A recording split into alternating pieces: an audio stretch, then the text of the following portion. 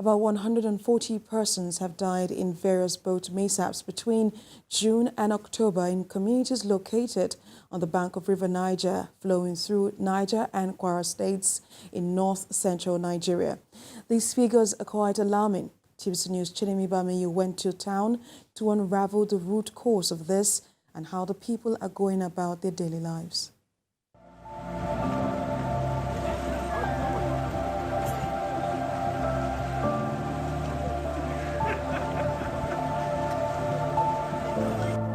A young boatman safely docking his boat at the harbor. On the 10th of September, tragedy struck here on this water with turquoise green color. This is New Bajibo, a community that sits on the banks of the River Niger. Due to constant flooding, people here were relocated from their formal settlements in Old Bajibo. Although they now make their habitation here, their farmlands are still located in the old settlement. They have to cross the river to get there every day.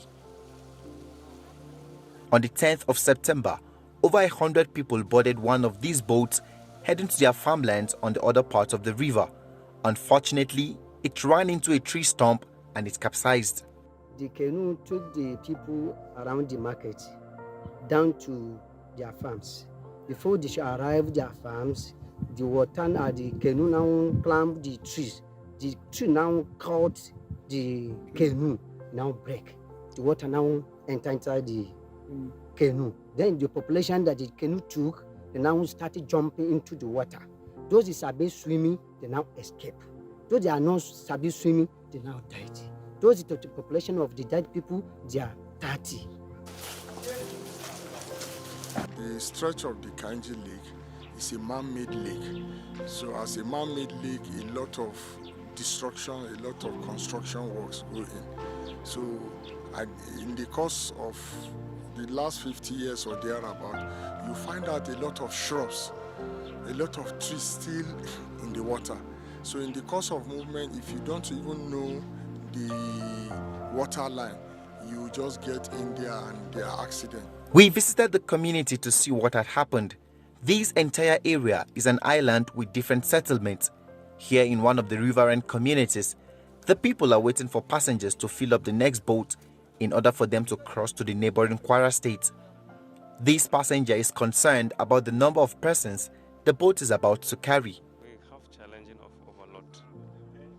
So people was going about eight machines and more than 30 to 40 people.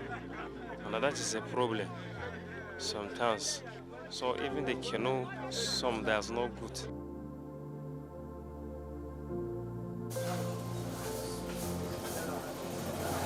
Behind me is the home of the community head. There's grief in this place. This man's wife and 3 sons were on the boat. He lost his wife and one of his sons. It's unfortunate that things happen this way, he said. If they had life jackets on, they wouldn't have sunk because the jacket will enable them float till help comes. He brought the sons that survived to speak with us, a 3-year-old and a 12-year-old who swam out of the water by himself. The moment the boat had accident, she died instantly, he said, while trying to fight back tears.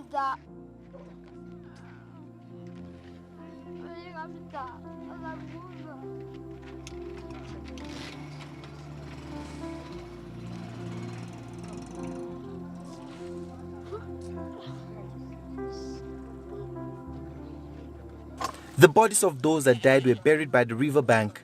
Their loved ones are here to pay their last respect. They believe the death could have been avoided. This is a grave site where 30 persons were buried that died on Sunday morning due to a boat mishap that happened right here at the Bajibo River. The grave site is here at the bank of the river. There's so much solemn around this place. These people are here to mourn their loved ones that have been buried. These boat mishaps happen every year, and there's never a rescue boat to help those in danger, he said, and the boats we use do not have good engines. Concerns remain about the regular and deadly boat accidents in Nigeria, Africa's most populous country. This is mainly because a number of remote and riverine communities do not have access to good roads leaving the rivers as the only available means of transportation. The rise in the death toll can be attributed to a lack of adherence to safety measures while using boats. There is a complete absence of life jackets on these boats, making the safety concerns even worse.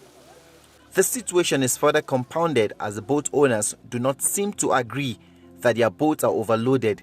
They believe the mishap is sheer misfortune. It is not as though the boat was overloaded, this boat owner argues. It is just mere misfortunes from Allah. Is the boat not too small? I asked another boat owner. The boat is not too small, he argues. It is Allah that brings these misfortunes because we are used to using these boats this way, he maintains.